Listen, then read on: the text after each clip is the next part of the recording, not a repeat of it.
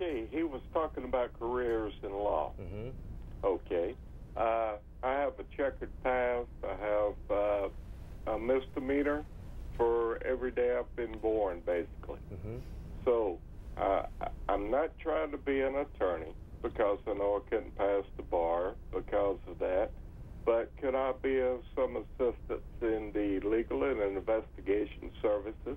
Because I have a great deal of knowledge and I'm highly trainable. Okay, great question. It's a great question. That's a great question. I'm sure you may hear that often. Folks who may have a checkered past. And yeah, we do hear some. Yeah. Big difference, though, Bo, between felonies and misdemeanors. What about, Lord? Can someone that has a misdemeanor in their past, can they still qualify and get into your program?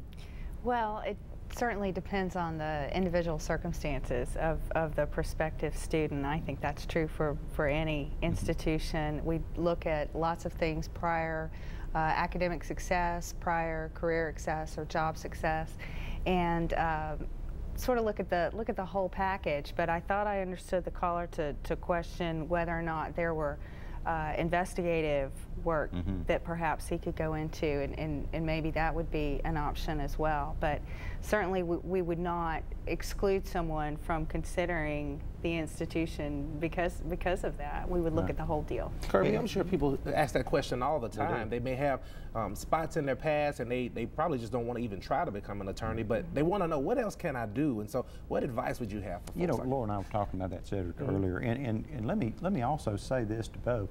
A misdemeanor may not necessarily keep you out of law school, because I know some lawyers that have had DUIs and different things in their past when they were younger, and were able to go to law school, and some of them quite successful. But Laura and I were talking earlier about all the different areas that we have to have help in.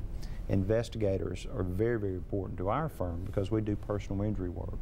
So we've got to have somebody out there in the field talking to witnesses, taking photographs, taking measurements. Then you have then first of all, the receptionist. Right. And we have a great one in our firm. Then you have legal assistants. Christy Butler's been with me for a long time now and does a great job. And then you have paralegals.